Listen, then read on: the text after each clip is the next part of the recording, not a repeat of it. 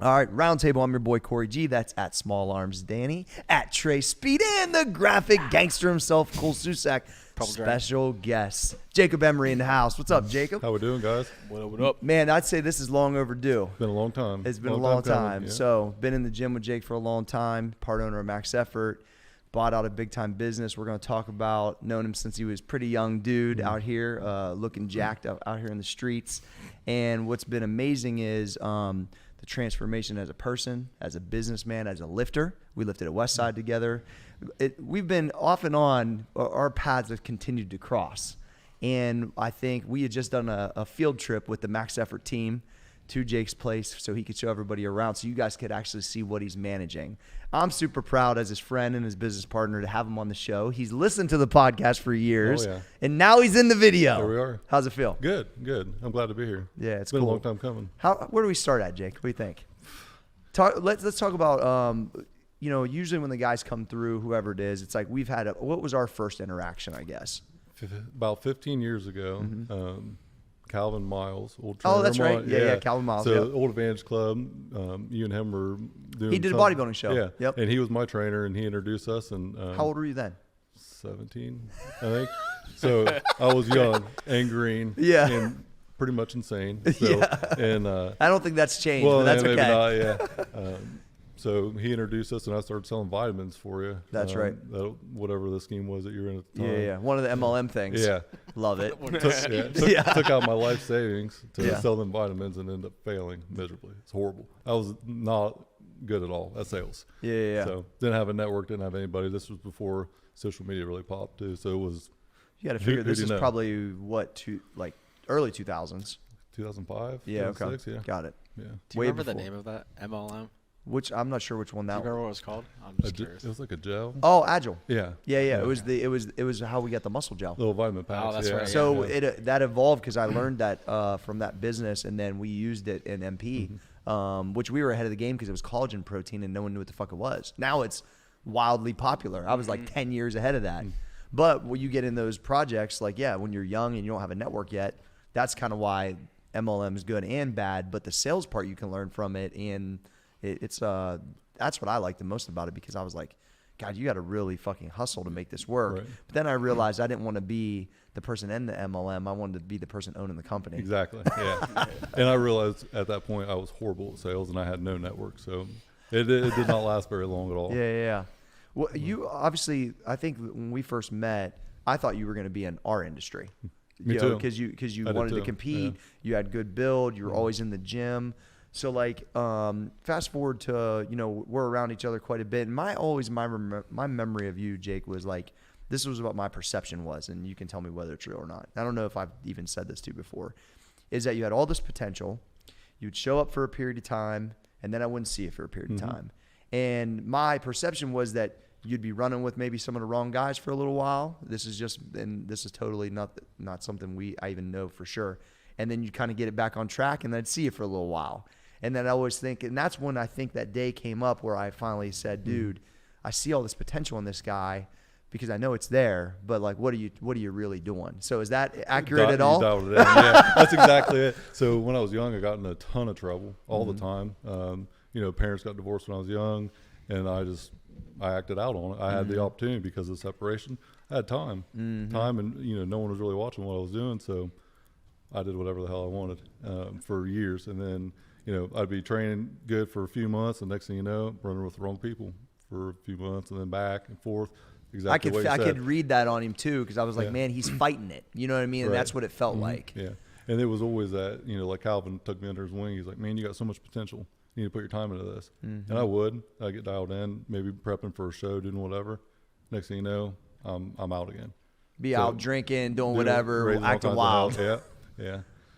What then kind of pulls it back? I know that we had some good interactions where I was trying to help or just kind of check you, but what really started to kind of pull it back together? There's a couple things. I remember failing at the sales with the old product, and I was disappointed. So one of the reasons I probably left is because I didn't want to face you and tell you that I sucked. I was embarrassed. Sure. I failed miserably, and I didn't think I would. I thought I was going to kill it.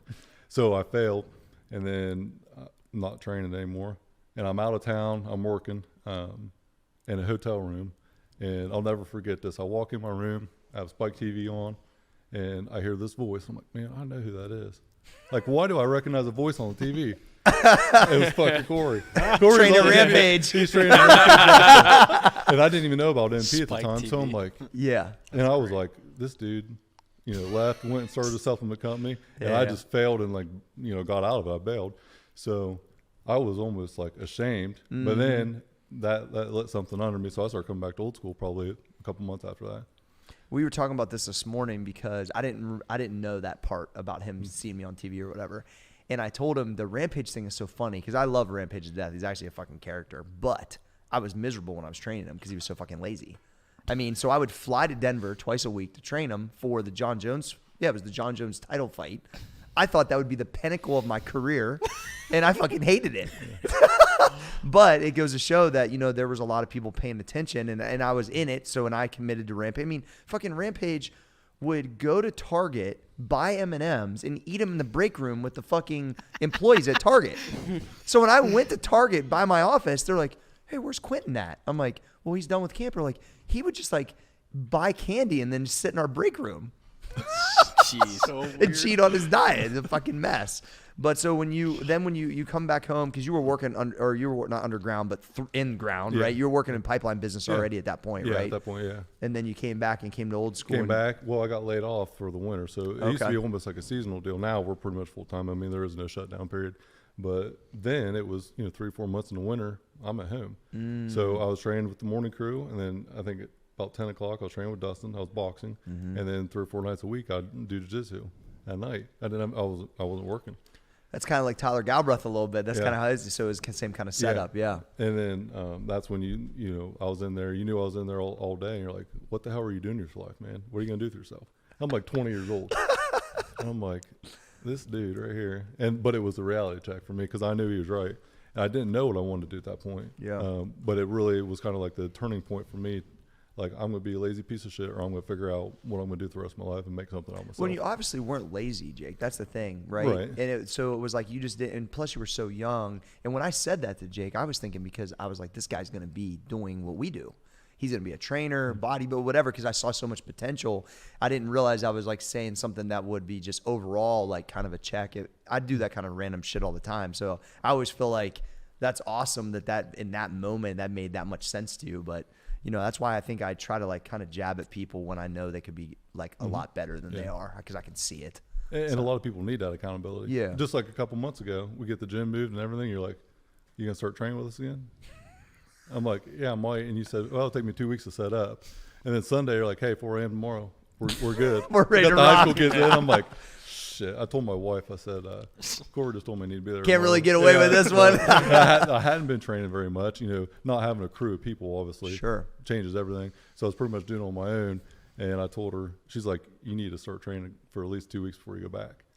I was like, you're right, but I'm waking up at 3 o'clock tomorrow. Yeah. Yeah, it's not my style. No, I was really excited to add you back because I knew you had been going to West Side for a while. On Sundays, you're a really good bench. A couple years. And that when you could add the other lifts and to offset all the business, which we're going to get to. So it's like, all right, so you guys have now some background right between me and Jake. We just went and toured R&R Pipeline, which is Jake's business that he was working inside of, but now he's owner of. So it's like, what questions do you guys have anything like along the way to kind of hit him with now? Well, there's several questions, but kind of going back to the turning point for you when you were 20, like what were some of the concrete steps that you took, or like what are some of the things you did, if you do remember, right away to kind of push the ball in the right direction? How good of a podcaster is Danny becoming right now? Really leads you into the question. Great job, Danny. Sorry, Wow. Jake. So the main thing that I did was realize that if I outworked everyone, I would progress past everyone. If I did not put my head down 6 days a week, work, if I outworked everyone, I knew there'd be a reward at the end. So that's what I did. I went to work, lived in a hotel room for, 5 nights, 6 days. Because you were traveling every around. week, right? all over Southern Ohio. So I was always gone, always living on the road, but I just wanted to outwork everybody. Give us an idea of the type of work you were doing at that time, Jacob. So at that point,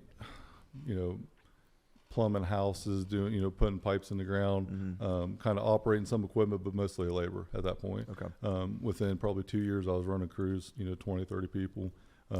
overseeing, some of the biggest projects we had. So it was a very, very short amount of time that it took for me to excel past most.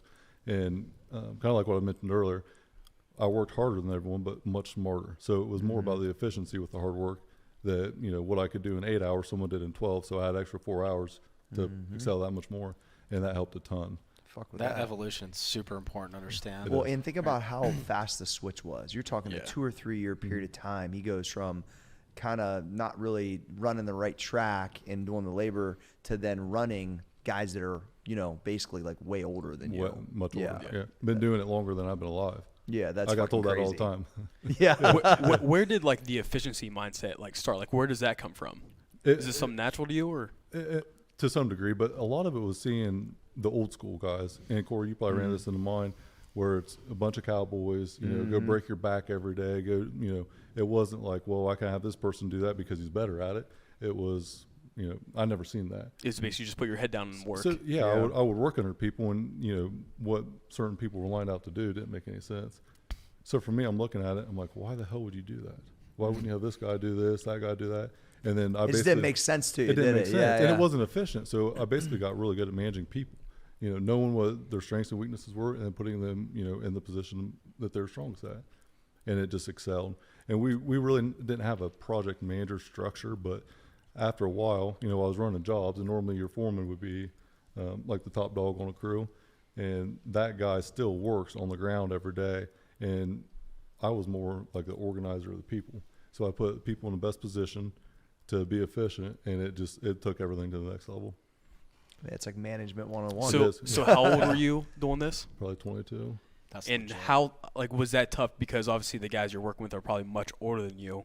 Was there ever any heat, or what was the mentality during that? Yeah, I mean it's a pipeline. Helps you're not a fucking small dude, Yeah. right? Well, Fuck this young dude, but then If they're you're like listening, he's Jake is not 225. Yeah. So I mean, a lot of guys respected it because they knew like what I was doing was working. The proof is in the picture. I mean, they're seeing the efficiency. How can you argue with that if he's right? Right. Essentially, Like facts, no matter how old you are. But that's not to say that there wasn't some fist fights and dudes getting thrown up against trucks. I mean that happens. We're pipeliners, right? Yeah. It happens. Yeah, Fucking it's pretty common. So once again, that's a crazy turnaround of a life trajectory in a 2-year period because of the mentality change. It's fucking sick. Trayvon. So, during that change, was there any personal development that you were going through? A lot of it. So as in podcasts or books that you're reading? Yeah, that was a lot of it. Really, like the Lunge and Learn program. I always trained a ton. Even when I was working 12, 15 hours, I trained every morning, sometimes at night too. But the personal development was what kind of took me to that next level. Like the Henry Ford stuff I was talking about earlier, delegating, having the smartest person in the room in every department.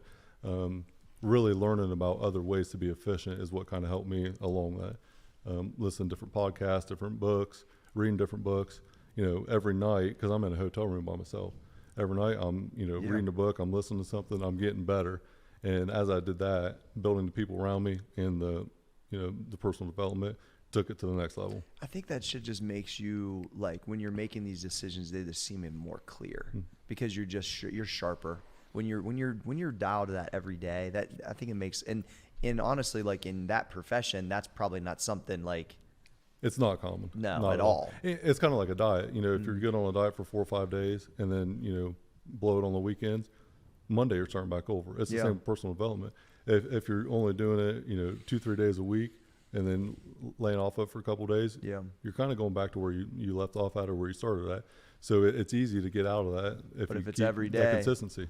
Yeah, all back to consistency. I've never heard anybody say it that way with the personal development. I like that a lot. That's true. Clip that, Kyle. Yeah, you can say that. I mean, I'm bad about it too. If I'm not listening, instead, I just did it a couple months ago. Instead of really listening to music on the radio, I'm always podcast. Always something whenever I'm in my truck. So it's funny is just yesterday I had to go downtown for something, and I was thinking I don't really listen to music in the car very often, and I wasn't listening to anything else. I was actually just thinking, and it's 40 minutes downtown or whatever, and I didn't listen to anything back or forth. I just thought that was, and that was because I don't really drive that far anymore, but it was it was interesting that I was looking forward to just having my own thoughts, So which is the opposite of how most people are, I It's- think. It's really weird because now, since I don't have the drive to the gym anymore, Yeah. I find myself not listening to music at all, and I'm always thinking with my thoughts during that Yes. time. Interesting, It's really right? weird. Yeah. Well, Trey, and you drive from downtown Yeah, every I day. always it depends. Like sometimes I don't put anything on, and then Yeah. sometimes I put like a podcast on or something like that. But it is interesting though, like when you don't listen to anything and you're left with your thoughts, and it's always like refreshing though. It is. But I think it's Yeah. like interesting though because a lot of people they want the music or like a podcast. They want or distracted. They want Yeah. something as a distraction because they don't want to like be like scared Be of their present. thoughts. Yeah, be being present. Just I like mean, right. scared of themselves. So almost. yesterday I had like a real eerie kind of drive back and forth downtown, and I realized I was like, I never listened to anything either way. Yeah, that's the best though. Like Yeah. after you go half an hour and then you realize like, oh right. shit, And- I never put anything on. And I think it was because I just had the volume turned down. I don't think I really intentionally did it, but it started that way. I mean, that shit rides smooth though too. So I was like, you know what I'm saying? Like, that might be part of it, but just saying. All right.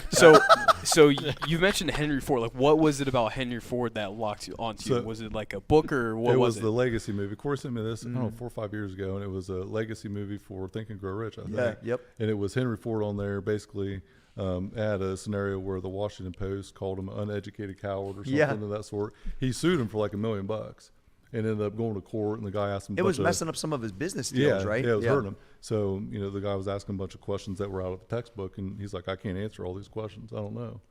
But he's like, I guarantee you I can pick up the phone and call someone, and they're going to know everything.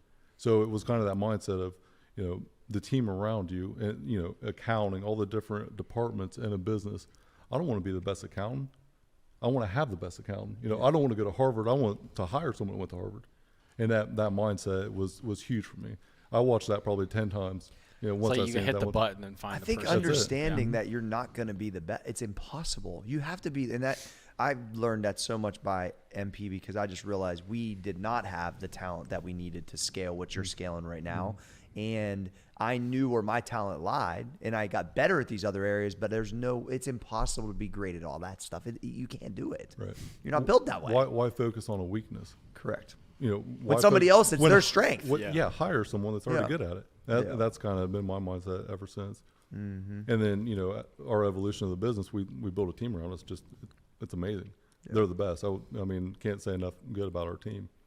So, all right. So now we're at the point where you're working and you're climbing up in the business, and then you're starting to think, could I buy or run this one day? Right. When did that transition come to the confidence? What age and block of time, or maybe you were taking on this much more responsibility, and you're like, motherfucker, I can run this shit. So kind of go back to, please. 16 years old, got a job. A close mentor of mine hired me, said, hey, I got a job here. You can come here basically as an intern in the summer, after school, whatever. Started at 18 full time. Then, as I said earlier, worked my way up. And then talking to him one day, this was my superhero. Like, I looked up to this guy and I said, dude, we can buy this company. I said, the owner right now is on his way out. He has health issues. He's not going to be here much longer. I said, let's team up and buy this thing. We'll buy it. Whenever you're ready to retire, you retire, and let's go. And it was just that mindset of, I'm progressing so fast through this company. I was always a young guy, always. Still kind of am, even now. But always progressing so fast, So that was the plan. I was going to work my way into the office. We were going to buy this company. And I told myself about 23 or 24, by the time I'm 30, I'll own this company. Which happened, but just in a lot different way than I thought. Yeah. So 26, went in as operations manager, so overseeing, 80 some people, running the whole operation. When you had done every job, and that's one thing I Started with a want shovel. people to understand, Started with a because shovel. me and Cole talked about this on the way over. Like, he would have to, when you see your business, you would have to understand personally every aspect of it, which you do. Which I That's know what guys are massive. going through. Yeah. I know the challenges, wintertime, I understand how, all the challenges there with the weather, all the different things. I've seen it because I've done it. I did it, 8 years, 9 years. It's awesome. Yeah. So you're at the operations point at So 26. operations, and then, I was basically told by my mentor, like, hey, I'm too old, I'm out. Things fell apart with that. And then probably about that time, 25 or so, Dr. Serrano, got introduced to him, went to him, and then I kind of told him my story. And every time I, go see him, he'd say, you buy that company yet? You buy that company yet? kept saying no. He's like, when are you going to buy it? And I'm sitting here thinking, like, I just don't write a check and, get this thing. Like, it's a pretty big deal. So he's like, it was April 12th of 2018. He said, hey, I'll write you a check for X amount of dollars as a down payment for this thing. Bring me a business plan. Go make it happen. Mm-hmm. And that was a green light. It was like Serrano did that. Serrano. I didn't know that. Yeah. Hey, I had no idea about that. So was Serrano an investor in the business? No. Oh, no. but he said he would. Said that, yeah. So at that point, so back up, I guess, a couple of years before that. So I worked with a guy who's my business partner now in the field, and we were complete opposite people. Mm-hmm. But we were always challenging each other to work harder. He left, went to the military, came back 4 years later, about the same time frame, 25, 26 years old. He came back, and I was running a job, and he drove by and seen us. So he stopped in, talked to me. And I said, dude, you got to come back. And he's like, there's no way in hell I'm coming back. Going out west. You're talking about Cody? Yeah. Okay. Yeah. Going out west, I'm doing all this. I was like, dude, you got to come back. I was like, our safety director is getting ready to retire. I'm forcing my way into the office. I think we can buy this thing in a few years. So he packed up his family from the state of Washington, 28 hours, 3 kids, 2 dogs, and all the shit he had. Jeez. Drove back here. Put the chips in. 2 weeks later. Damn. And that was it. And Wow. we've been riding ever since. That is fucking Dude, crazy. talk about that pitch more. Like, you convince someone to. I just told him. Here's the facts. Here's what's going on. And this is what we're going to do. Pretty convincing. Yeah. Holy shit. You knew that he'd be that. I mean, he hadn't been around in a while. To think that you'd bring him in right back as a partner, that's pretty interesting. So you already knew the kind of guy he was. Yeah, we had already established that. And Got it. I mean, we roomed together out of town. We pretty much lived together for a few years before. I knew no matter what it took, he would be there. Got it. Embrace the suck, military background. He's all in. So he's all in no matter what. 18, 20 hours a day, let's do it. Make it 3 days in a row, let's do it. Don't Whatever even we gotta think do, about it. Not even a hesitation. So having that person there, because the mentor of mine that I wanted to go in business with wasn't that person. Got it. That had already left. So having Cody come in with that same mentality is like, dude, that's And right. similar age, right? Yeah, similar age. Yeah. Wow. Now, the other thing I think, now we're hearing all this work, these stories, but I think the art of the deal is one of the biggest Huge. things that people miss, right? And the fact that you're willing to do however long it takes, whatever. And we'll talk about this because I think this is the thing that's going to blow people's minds. That, like, you're buying a multi-million-dollar company, and your net worth at the time was $37,000 Amazing. just on some equity in my house. So when people look at that on paper, they go, No way in hell. fucking right. Yeah. We had about 12 banks. Ain't gonna happen.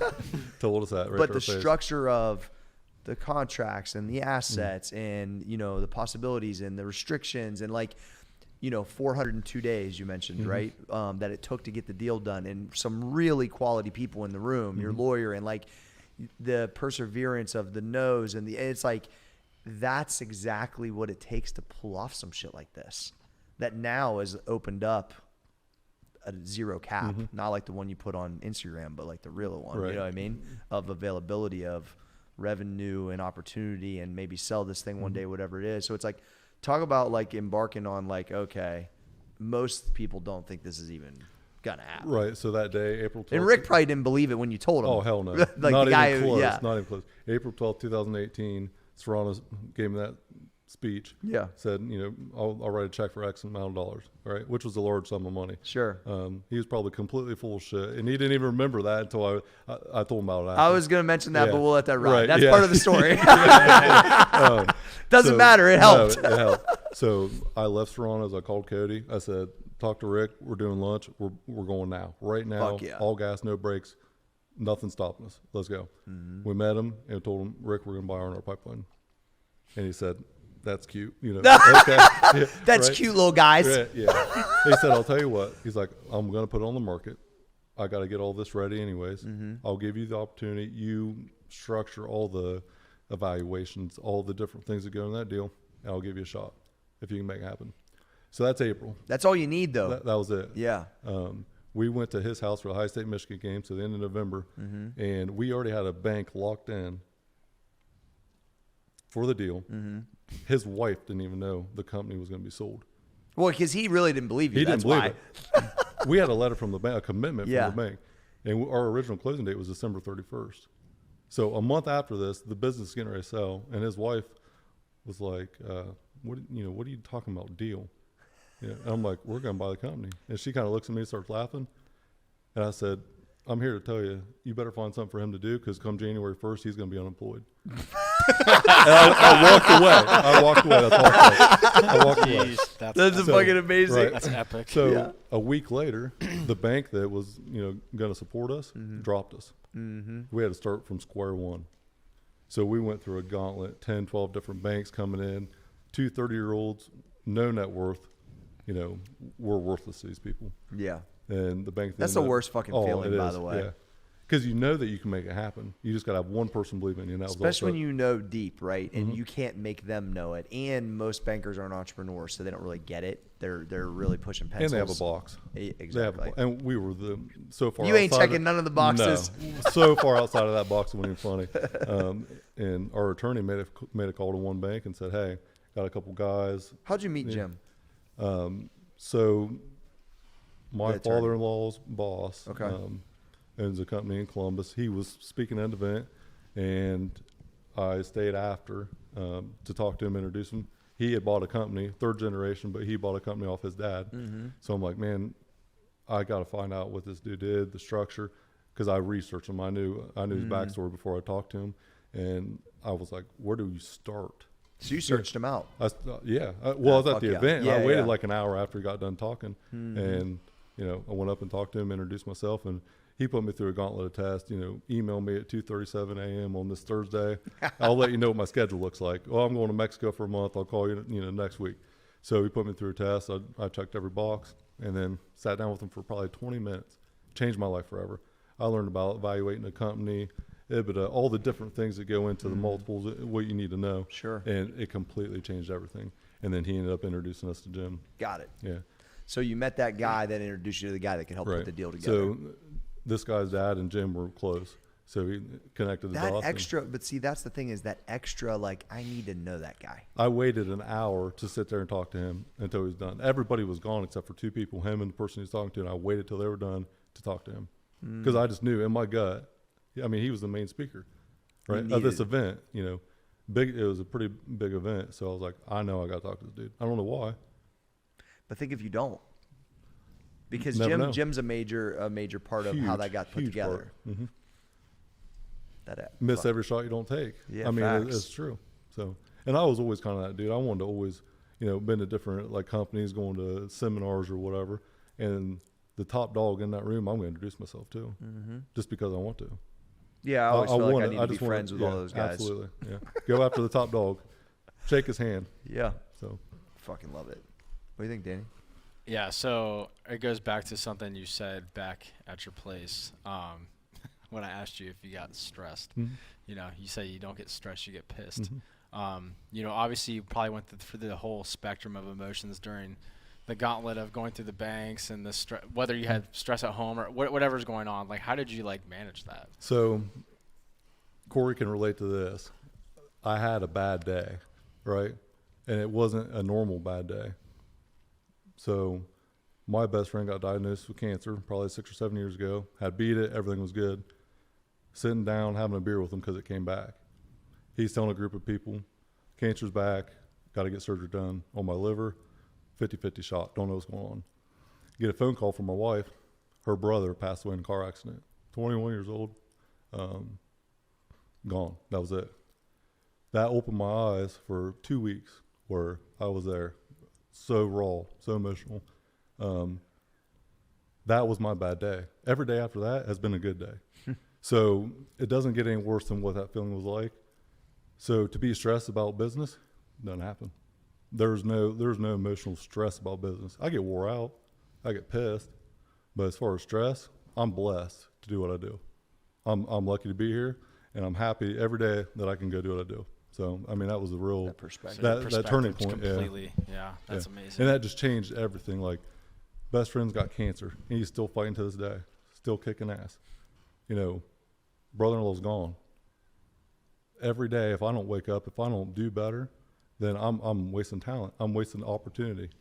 I can't let that happen. Dude. So that changed everything. So that was that moment of, holy shit. Yeah. My wife was 6 months pregnant. Yeah, on top of it, you got a baby coming. Yeah, baby coming. And, And then we started buying the business right after that happened. I know when I was doing a lot of heavy MP stuff is when AG was, you know, and then Matt, she was pregnant with Matt, and it's like it compounds everything once you start adding kids so to much it more, too. yeah. Because you're like, damn, now I got to pay, and like I'm in charge of these people now too. Like I gotta get my shit together. It scares your ass to fucking really work and believe. Yeah. I like that the way that you're processing it though, because that's the way I process it too. Mm-hmm. I'm gonna say it a little different, but it's the same, you know.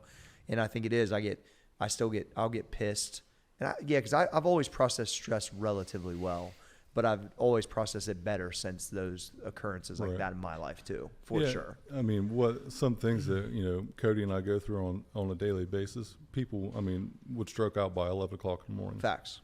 Couldn't handle it. I've had that conversation with some guys that are unaware of that needed to be aware, and I would say, motherfucker, what it took me to get here, you'd lay awake at night for a fucking week, and then you'd fucking crack out. So this is why this is so important to me. Well, and I can't tell you how many yeah, times. yeah, I like that. That's Yeah. a fucking truth. Like, and I know it to the deepest part of my Right. heart, because when I'm saying it, and I can dig in their eyes, and they know I'm being fucking, I can feel it on them. I cannot tell you how many times we've had like management, supervisor, someone that, you know, inside the office that understands the situation, tell us they're stressed.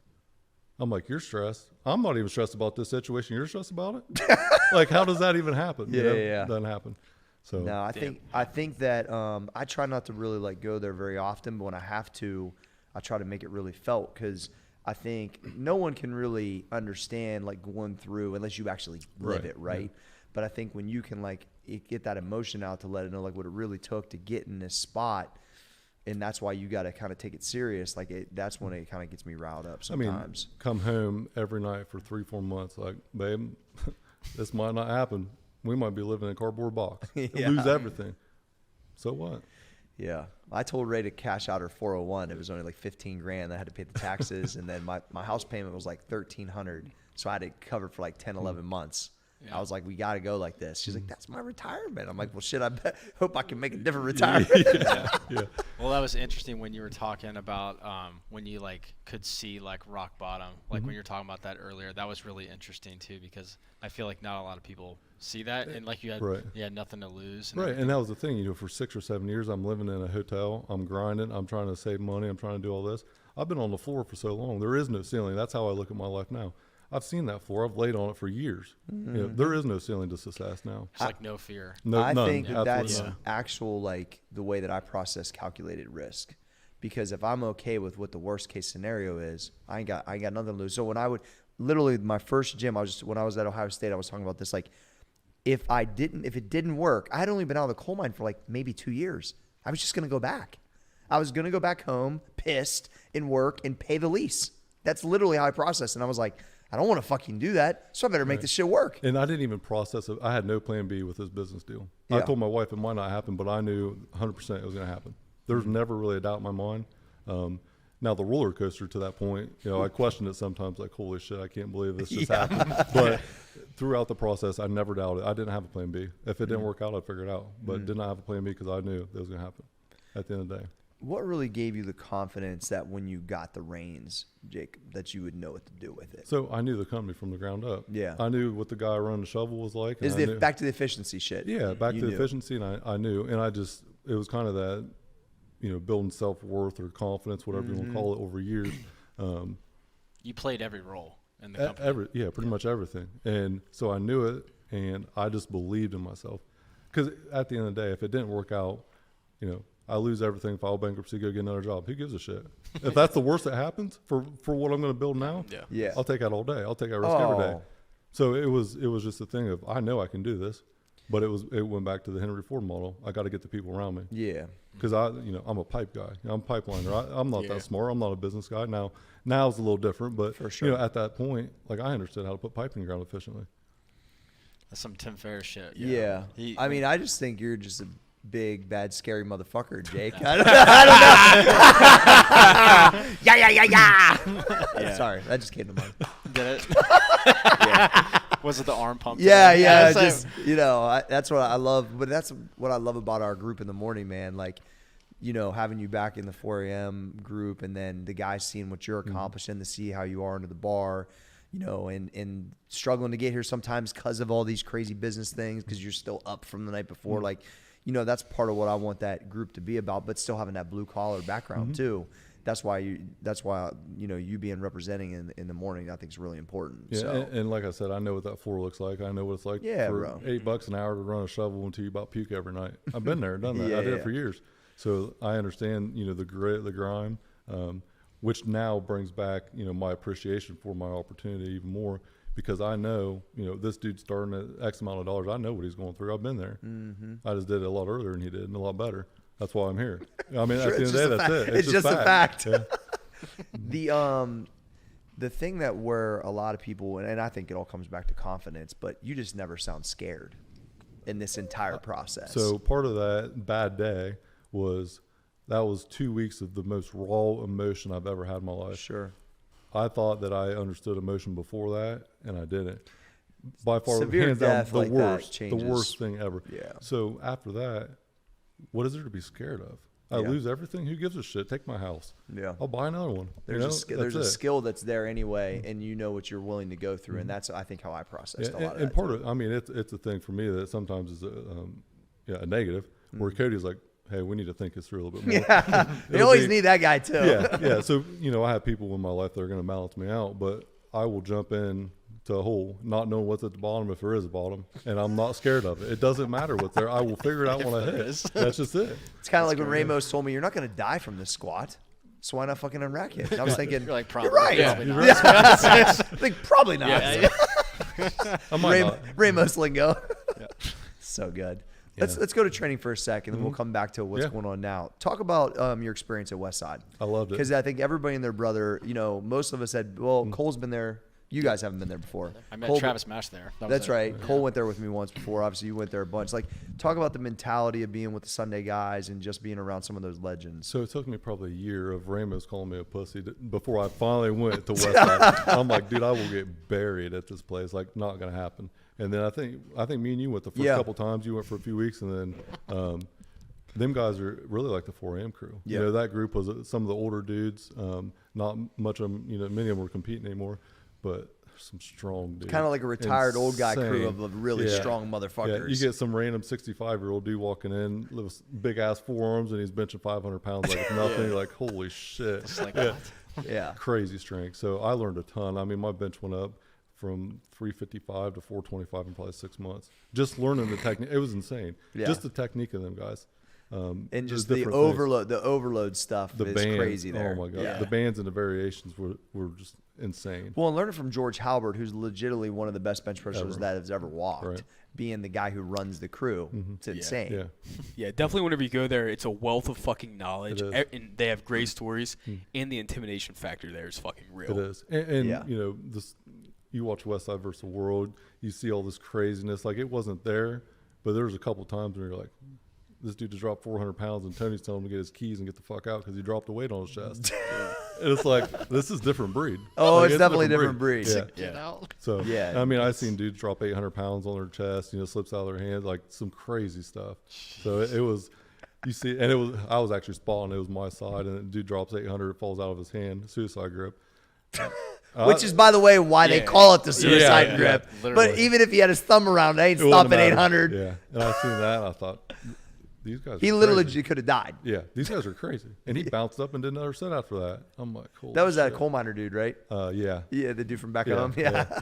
That's funny. Wow. Yeah, I seen that one. I mean, these guys are absolutely But nuts. you're drawn to it because you're insane like the rest of us, right? So you locked on. We went always- there a couple times yeah. and you just stayed. I always enjoy being uncomfortable. No matter what I'm doing, if I'm uncomfortable with something, Sure. I'm going to try it. I love it. I've always been that way. I've always tried things that absolutely sucked at or hated. It's like my golf game. Yeah. Okay, I hate golf. I love golf, but The first time we went golfing, it was amazing. Oh, yeah. Jake A couple years ago. hit it up off of like a shed or something, and it bounced and went behind where we started. it was so bad. It was fucking amazing. He got a lot better. A lot better. He's got yeah. a lot couple better. Years, yeah. We just played with Jimmy Burrow the other day. It was Yeah. amazing. We had a good Jake time. set That it was up. It great. was so Yeah. cool to hear about stories from Joe and about Joey and Yeah, stuff. It was really awesome. cool. Yeah. fucking come a long ways, brother. We need to go to the links for Oh sure. yeah, Yeah. no, it was really good. All right, so talk about now. Now is it shared CEO? Is that how you guys look at it, or is it do you guys even have titles like you and Cody? How do you Owner guys? president, both president. way, yeah, Okay, whatever. so I That's mean, you guys are both running it basically. Yeah. So it's like now on a day to day, you're scaling a multi-million-dollar business. The deal got done. It's you guys, young, fucking studs, growing. And to give people a concept, in your world, you said a year. There's 400 million plus in infrastructure that has to happen just in Ohio, right? With one company. with out one of four, company. yeah, that we work Out with. of four. Out of four. So I mean, So it's like $1 billion of work. The Let that amount, sink in. the Holy amount- shit. The amount of possibility there is Absurd. unbelievable. Yeah. So being able to scale it in the right way, which we talked about a lot of times, to have the quality and management and all that is really what you're diving in on all the time, because the work is either outlined or it's available. Right. So one thing that a lot of other companies have done in the past is grow without having the management to support it. And we've seen it. Yeah. Yeah, I mean, saw you've seen it. We've seen it from other companies, and some of the guys that are on our team now went through it. So go through 3 years of hell. That's 3 times the revenue, 3 times the personnel, with the same poor management system in place. They can't keep up with it. We had all them flaws too. The first 2 years of business, we pretty much fixed 30 years of incompetence, which we're getting there now. We've almost got to figure it out, but we had to restaff, remanage, just rebuild. Back to the efficiency. Back to efficiency. We have about 8 or 9 people in our office now. After we closed, we were pretty much 4 running the whole thing. And that was everything. We got rid of everyone, started over, and realized we can scale this thing as much as we want, but we can't do it if we're not efficient. Yeah. Now I'm 32 years old. I have time. So let's do it efficiently over time. 5 to 10% growth a year, that's it. Which we've already exceeded that just organically. But let's grow it methodically and not try to get too big. Yeah. Do you tell yourself you have a lot of time, Jake? Do you have to remind yourself, because you seem like a gas pedal guy? So it's like, do you find yourself going fast and then go, hey, wait a second, do you have an internal check? My wife. There, yeah. She's yeah. my check. She'll say, hey, your kids are young. You're young. You got a long time to do this. It's true. Which, I want to win every day. I want to conquer the world every day. Of course. So part of that is good and part of that's bad, where That's a sickness. It is. I worked 18 hours today. I probably should sleep in tomorrow. Yeah. Probably a good idea, right? So, Yeah. I mean, it is a sickness, but she checks me. I mean, she keeps me in line. I think having that is really important because, I think the wheels, which you've had fall off many times, and I've had fall off many times, and you only got so many of those in you. Yeah, that's until it. you break. Yeah. Yeah. I mean, this year, she was worried about me a couple of times, like, hey, why don't you take a day off? You're going to have a heart attack. Too young for that. Yeah. She was right. But also, I always argue that it probably takes pushing yourself to do things like you're doing. It's just kind of what it is. Sometimes at times. you can't avoid it. Yeah, and she'll ask how she can help. I tell her just understand. Just That's a good- understand. yeah. That's all you can do is understand. So what I tried to do a good job of is when I was in issues or had issues like that is like the days I knew she was right, I would let her be right. Meaning I wouldn't just say, no, I need to do 1,000 more emails or whatever it was. And then the days where I knew she wasn't right, I would let her know, hey, it's not today. Yeah, and that was this year. Yeah, I have to get this done. Like this is like serious, serious shit. Like whatever else is happening doesn't matter. That probably strikes a good balance. Yeah. Yeah, but I had to Overall. with myself. I had to have the internal balance to say like, she's right today. I don't need to be doing this extra shit. I need to be home, or I need to be taking time for myself. And there are times where it can wait till tomorrow. Yeah, it's not going to be detrimental, but there are times where I have this deadline tomorrow. I'm going to be, it's 8:00 at night. It's due at 3:00 tomorrow. I'm going to be here till 3:00 tomorrow. I'm not going home. It just is what it is. I think our relationship got better whenever I would not be when I would commit to knowing when she was right, not just saying I'm always go. And I think once I kind of figured that out, then when I told her, her support would switch from trying to pull me off the ledge of saying like, hey, you need to slow down, to like, okay, what do you need from me if it's really that serious? And that I think helped me a ton. So, I mean, I can relate to that 100%. Yeah, and that really, because they know what they kind of signed up for, but then it's like, So it's funny because I told her, when I met her was right when I was doing that show that you were helping me with, so 2013. Sure. I'm cutting for a show, I'm eating tuna and green beans out of a can and out of a package every day in a hotel room 6 days a week. Yeah. So amazing. It was horrible. That's why I don't think I'll ever do a bodybuilding show again. Yeah. Because of that. Now, obviously, things have changed a lot, diets and technique. Yeah. So I listen to Corey now. It's a lot better than it was for then. sure. But we've all evolved. Oh yeah. But that's when I met her, and I told her, I was like, I'm gonna buy this company. Like, I'm kind of insane. I'm gonna buy this company. This is what I'm gonna do. If you're in, you're in. But just know this is what you're signed up for. Sure. So every once in a while, I'll have to tell her that, like, this is what you signed up for. But she's my reality check all the time. Keeps me there. It's necessary, Jake. Especially with kids. I don't, Yeah, it changes a lot. My daughter, she's 4, just turned 4, and then I have 8-month-old daughter. I want to have 2 or 3 more kids, and I want to change the landscape of my last name for generations to come. Oh yeah. To kind of be that person that resets the last name and gives a guideline on success moving forward. Well, and you're doing a lot of this what I love about with the age of the kids now is kind of like with AG and them too. Like, they was real young when I was doing like the deal and doing all the heavy money raises and the real heavy stress stuff. So then, like, as they got a little bit older, I didn't have to miss any games. I wasn't traveling as much. I don't know. I got it done like in the times where it was the best time of their life to get it done, because they didn't really know any better. When they start hitting, your daughter's getting there a little bit older, they start to realize that, man, Dad's like different today. Right. Like, he's stressed about something. Right. They don't really notice that stuff like when they're real young, so you're getting it done at the right times. And not to say you're not going to have more stress, obviously, but that stuff to where you're like, is it going to work? It works. It's working, right? That point where you're not sure if it's going to work or you're taking these crazy risks, that's when shit's like really fucking wild. And so, like, once I knew like it's going to work, I can manage the rest of the stuff. That's a tricky part. But when the kids are young, I think you got it done at the right time. Definitely got it done at the right time. I mean, my daughter didn't know anything about the deal. It was done.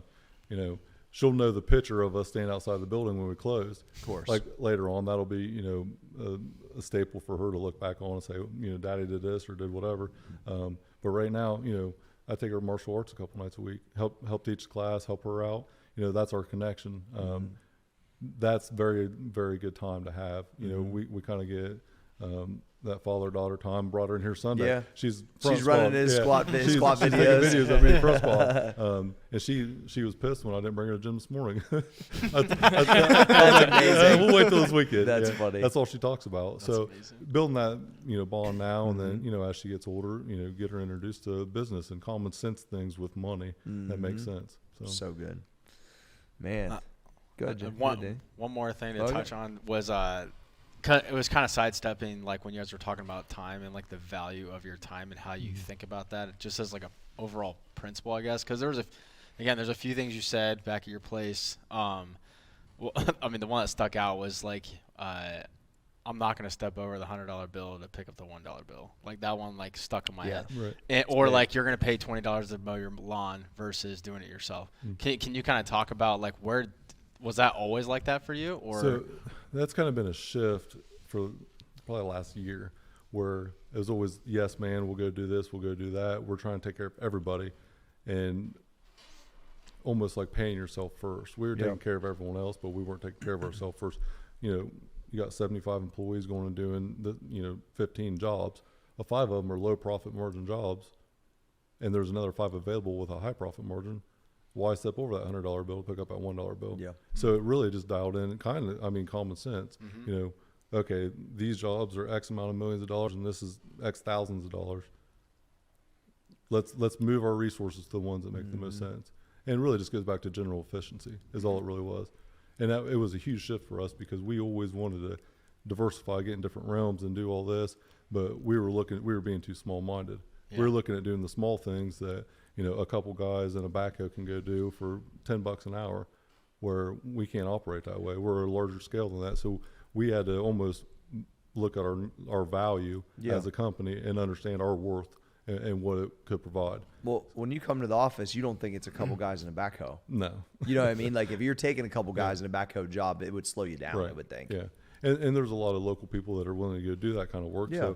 So, I'll refer them to other people. And I'll tell people, like, look, if you want us to do it, it'll be in about 3 months. I'm going to charge you 5 times what it should be because that's what's going to cost. Yeah. You want the quality, you're going to pay for it. That's just what it is. Yeah.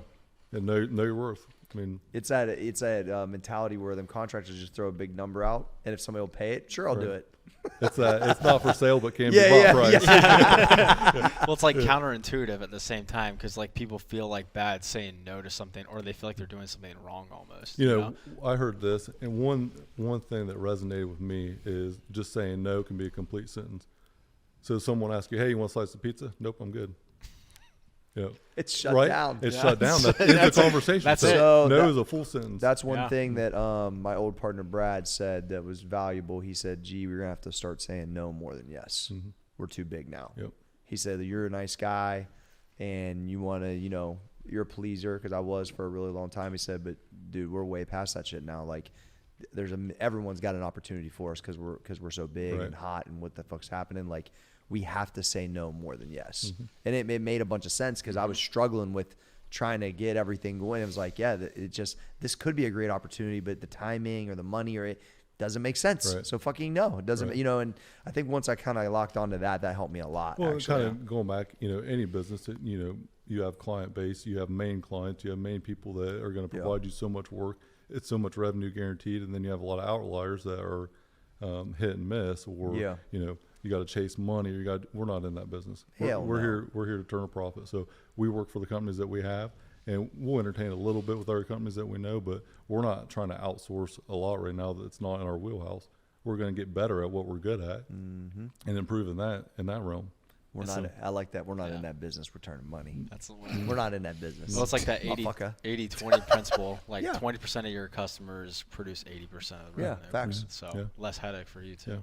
Yeah. And really what we're trying to do is, 100% of our customers or 100% of the money. Like, we're not looking at all these different realms where we got these 4 companies that we work for right now. That's everything. We put all of it into that and we grow in that realm. We're already set up for it. That's what we do. It's our structure. We continue to grow within our structure. Massive. Why not? Massive. It's not like you're going to like hit the bottom or whatever. No. Hit the top. there's every year for probably the last 6 or 7 years, they said, we got a 20-year outlook. And it's every year, 20 years. Here's our budget increase, Yeah, because infrastructure doesn't go away. It's not going away. Yeah. And once we get done with the current program we're on now, there's going to be another one. Yeah, it's not going to go anywhere. As long as you can have guys on the site to put pipe in the ground, it's going to be there. Yeah. As long as there's pipe. As long as there's pipe. As long as you get plastic bottles. As long as I get plastic bottles for the product, we're going to be good.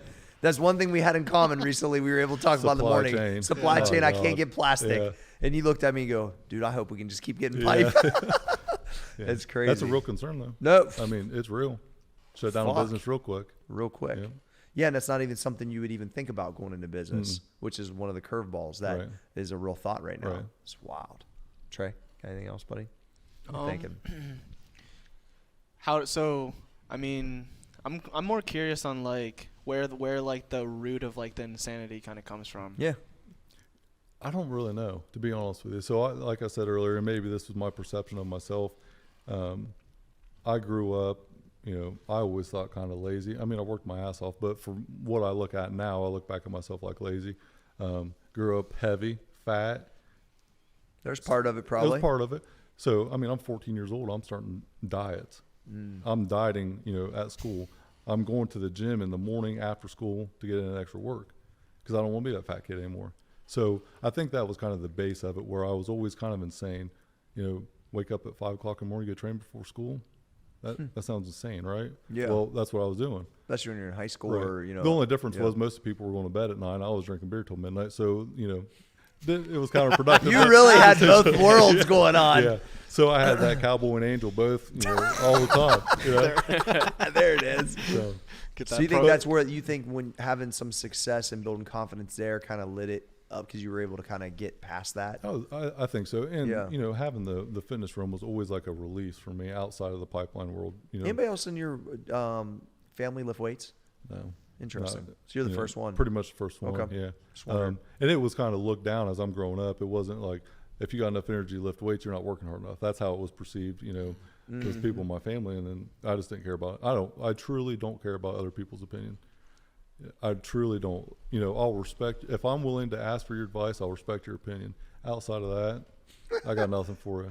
I'm not trying to keep up with the Joneses. I don't give a shit what people think about me. Yeah. And I think that was part of it. I probably did at a young age. And then it just kind of transitioned like, this dude ain't paying my mortgage. This dude ain't paying my bills. This dude ain't going to help me get my business bought. Who gives a shit what he thinks? Once you process it like that, it changes everything. It does. It changed everything for me when I would talk about it that way, because then I would be like, why am I putting, even if I would let it creep in, I'm like, why am I putting any value on this? Because it literally has no value. None. Like, it has no value. No. There's no value to me. No. Like, it's not going to contribute to any part of my success.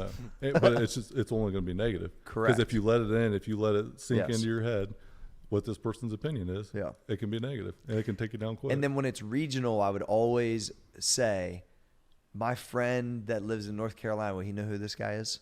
And I know the answer is no. I'd go, why the fuck do I care? Yeah. Because it's not an industry problem. It's not a, it's not a Drake Kanye. It's not leaders of the industry. It's some fucking, goofball down the street. What the fuck does that matter? It doesn't matter. I had to run it through that stuff. Even family, yeah. I took criticism for years from different members of my family, risk, which they didn't understand the risk, had no idea what the actual risk was, but it was not being safe, going outside the box, drinking beer. You said that your parents got divorced too. Yeah, correct?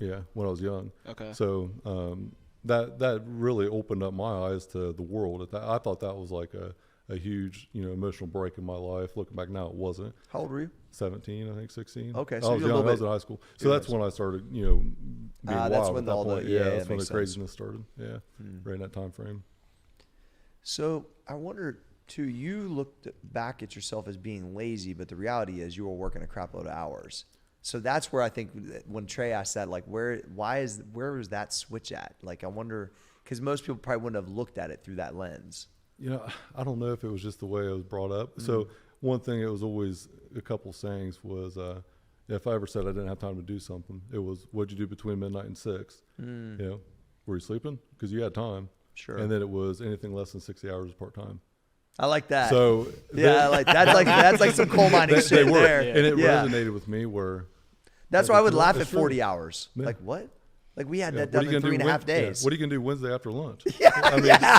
Like because we'd be in overtime literally by Wednesday. Yeah, exactly. And then I'd be like, and then I'd be like 50, 40 hours of overtime, and motherfuckers would be looking at me like, what? But that's how those guys operated, because that's how they got their real money. That's how they got it. Yeah. Anything's less than 60 hours is part-time. But it really struck, like it resonated with me. And I even say that now. I've used that quote for the last 20 years. Yeah. Ever since I heard that, I'm like, holy shit, that's pretty good. That's real good. That's only 512s. Yeah. Well, the reality, if you think, like, especially in our line of work too, like we all, in our individual way, owning our craft, we spend 1 million hours on it.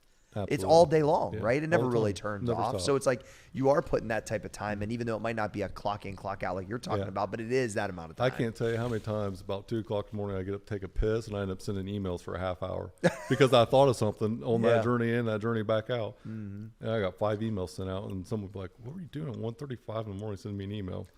I like doing that sometimes on purpose just to fuck with people. Yeah. Well, when I was going just to through let all them know. all the contract Just stuff. to let them just let them know I'm fucking about it. Yeah. Corey's just scheduling emails. Yeah. It's all for perception. It's like this motherfucker. Yeah, exactly. You got me, Danny. Yeah. I don't even know how to use my fucking email box. You know that. I knew you didn't know how to do that, so that's why I said it. I got 300,000 emails in it. He's not lying. Probably give him anxiety. Not joking. Yeah. I get like 50. I'm in the panic button. I got to respond. Dude, my email box is amazing. I can only imagine. You know what's in my his answer? spam folder. Yeah, so my answer to that is, because Rachel would ask me, I go, but I can find everything. Can you though? Yeah, because you search it. You search it. That's why they made the fucking search button for it. He found the clips though too. Yeah. He found those. Yeah, jeez. Sorry. That was the. Yeah, it was fucking Nerf hoop. Yeah. Oh, you got anything else? Nerf hoop. No, I think like just being so young and seeing like this type of business, you see these businesses, but until you're actually there and you see how much is actually going on, like it's really mind blowing, because I'm thinking like there's no way anyone else could come in this business and even attempt to do what you're doing if they didn't start from the ground up. Facts. Which, like, I think even like how I'm in the position I'm where I'm at now, if I don't count all the fucking test boosters, I'm not sitting here. So, there's just well, and also Cole really all these guys throwing the line out to get around me to get to this point. It's the same as you going up and talking to that guy. Yeah. You have to say, Put yourself out I got to there. put myself out there, right? And it's like everyone's earned their spot, fucking crushed it, but like they still have to start the process. Absolutely. Whatever that is, and everyone has to do that. Most everyone that has success has that type of story that you said, and that guy led to the next guy, and it's just like that's what the difference maker and is. usually, if someone can tell that you're fucking about it, they will help you. They're not going to tell you to fuck off. I mean, if you pass the test, you know, if you want someone's time, as a business owner, time is the most important thing you have. It's something that you can't replace. Wasting time is horrible for any business owner. So if someone's requesting your time, they better be willing to put something out there that makes it worth that time. And, for me, if someone consults me about a business opportunity or anything like that, I'll say, yeah, I'll meet you. I want you to do X, Y, and Z. Send me an email, detailed out plan, everything that you're going to do. I'll review it. I'll ask questions. We'll have the template completely laid out, and I'll help you. But I'm not going to sit down and meet you for lunch. That ain't how this works. I want a blueprint of what you're going to do. And if you don't have one, then figure it out, and then we'll talk about it. Yeah, those tests that guy put you through is a lot of stuff. Like I had this younger kid came up and met me at the football game the other day, and then he messaged me asking about his stuff. I said, lunge every day for 21 days straight. Make sure your fucking knee touches. Track it, then come back to me. And then we'll see. And I know we're getting up about on that time, so we'll see how serious you. And I started giving people little things like that. And each individual, back to kind of like throwing the line out there. Cole comes in, counts the test boosters and all that. But the day I actually remember is when he pulled the desk into a corner and said, "This is my spot." That's what he did. I understand. So I can resonate to that 100%. So before I became the operations manager of this company, there was internal turmoil with the company. The previous operations manager, all kind of bad shit, basically. Cody was a safety guy, and he was running the company damn near by himself. I was out in the field, just finished up a job a couple months early, and I came in, and Cody was sleeping on my couch because he lived an hour away at the time. He was sleeping on my couch because he wasn't getting done until like 10 and going back in at 4. So I'm like, this ain't going to work anymore. Dude goes on vacation. I go into the owner at the time, and I say, listen, this is what's going on. This is bullshit. Cody's going to stroke out by himself. I'm the new operations manager as of right now. If you have a problem with it, tell me. If not, I'm going to order a laptop, set up my email, and let's I'm going to get fucking to work. ride. We're going to overhaul this company right now. Dude didn't say a word. He just nodded his head. I went and took all that dude's shit out, put it in a box, set it on the floor, and got to work. That's fucking amazing. That is wanger banger right there. Like, that's what it is. No one was going to give me that opportunity. Yeah, I you was took going it, to bro. take it. You fucking took it. That's There was a amazing. definite need at that time, and I was not going to let that Clear just cut. sit there. Yeah. Well, and individually, each one of these guys had moments like that, like within one of these businesses where they just said, "This is my spot. I got it." Yeah. Gas it up. Camera's sitting there. I got That's it. The site. It's just like they just take it, and then it's like, it's yours to lose. If you wait on opportunity, you're going to wait a long time. Facts. A lot of times you just got to make it happen. You got to take it. Yeah. This is a fucking awesome podcast. Yeah, this was amazing. Yeah. That's- I'm glad we waited like we did, Jay, because then to get the full scope of what you've been Glad we got through to to this go out. point. Yeah, man. Yeah. It's so fucking cool. It's yeah. But that's what this is about, is No, to it's be able to, and think about this, like, yeah, you do post on social media some, but that's not really your jam. You're the fucking pipeline CEO now. Right. So it's like, this is like what this show is about, to bring these type of stories to light, to inspire the guys that are, and the females that are following us, to say like, damn, like, why am I allowing these things to be road stops, to not have the success of what you've been able to experience? Anybody can be successful. Yeah. You just have to be willing to put in time. You got to be willing to do what it takes to get it. Anybody, if I can do it, anybody can do it. And I know that's been said 100 million times, but it is true. If I can start with a shovel in my hand at $9 an hour at 18 years old and get where I'm at now at 32, anybody can do it. Facts. That's just it. You just got to be willing. You got to be able to figure out who to put in your corner and what it's going to take to get to that point. Yeah, I always think because of neither of us have any kind of crazy schooling background or any, you just, there's all these things that people think they have to have, and they really just got to really fucking Determination. have determination. Yeah, that's it. and belief. The not scared belief perspective thing is, you know, I wouldn't wish some of those, like what I had to go through, what you had to go through, really on anybody. No. But I can't say that I'd be the same, even close, You wouldn't be. if I didn't No. go through it. If it went real smooth and easy, then what happens when something goes wrong? Yeah, I mean, you you find out who lose you your are in the shit. bad times. Yeah. Yeah. What'd you just say? You find your You find out who you are in the bad times, not Yeah, the good times. exactly. I mean, you Facts. find out what you're made of at that point. Yeah, because when you can stand back up from those things, you realize, well, I went through that, so whatever I'm taking on here, I can get through it. I'll find a solution, and you know, everything has a run time. Eventually, it'll Right. fucking let up. That's it. I remember right toward the end of the deal, you know, the end of 2018, we're getting ready to close. Done told the owner's wife at that point, like he's going to be unemployed. All this stuff's happening, and our attorney calls. Hey, the bank just dropped you. We need to meet up. So we meet up the following week. Vetting all these banks, we go through a month of the gauntlet, just getting told you're a piece of shit, you're never going to make it. We're at the end of it. 10 different banks. We finally had, you know, opportunity with one that we ended up getting to deal with now. And he's like, man, isn't this fun? And he's got a smile. And I'm sitting here like, you motherfucker, I'm about to knock your teeth out. But he was like, man, isn't this fun? And I'm like, no, not really. But looking back now, it was. Yeah. I just didn't realize it at the time because I wasn't, you know, transferring that energy into something positive because I was so beat up at that point. 12th round, 30 seconds left. Yeah. I'm laying in the corner about dead. Sure. But that kind of resonated with me to come back and say, this is fun. Like, this is going to be a highlight of my life forever. Facts. This will be a turning point in my life where I go from $37,000 net worth to unlimited. Yeah, that's And true. that's it. And it was. But it's hard. It's hard when you're in it like that, is. and Oh, it's it's so so tough. aggressive and so Yeah. tough. But I'll tell you, like building the new companies past MP, I started to really try to embrace like that part of it. I don't want to say embrace the grind or the suck, but the fact of like the process is really where the sauce is at. Because I've got to a lot of goals and they're awesome, but it lasts for 5 seconds. You know, the best education I ever got were when things were going wrong. Yeah. When things were the toughest. I didn't go to college. I was 18 years old, and 20 grand a year I'm going to make, or I'm going to spend going to school. If I'm going to go make 20 grand a year, I'm still going to go to school and just party. Get out of work, go party. You had the I wasn't party gonna part spend down, money. it sounded like. Yeah, I was pretty good at it. but I wasn't going to spend all that money to go to school. I didn't know Yeah. what the hell I wanted to do at the time. I was going to go for business management. Well, what's the point? I'll just go to work. Yeah. And buy this motherfucker. Yeah. But the education. That was your business school. Yeah, that was it your bit. was. Yeah. And then 3 or 4 years of college I went to, you know, getting paid to do it. That's It awesome. worked out. We don't have to talk numbers, but let's talk about like when I came to you to be a partner at Max Effort, right? Because we obviously had a history, Right. and I told you like, Jake, we're gonna overpay a little bit for this, but I want to give it to you because I thought not give it to you, show it to you because I thought maybe you'd want an opportunity to be involved. We're gonna get closer or whatever. So talk about whenever that came across your So, plate. I mean, we know each other for 15 years. You Yeah. know, you helped me through all the bodybuilding shows, you know, the different things with the business, you're a business mentor of mine. And it was like, I always thought I was going to be in the fitness space, always for it. I thought forever that was going to be. As did I. Right. And it was like 5-6 years, you know, working out, training, but that dream's over. That reality's over. And next thing you know, everything happens. You gave me a call a few weeks before everything, you know, went to hell. And then a few weeks later, you call and say, hey, I got this. Are you in?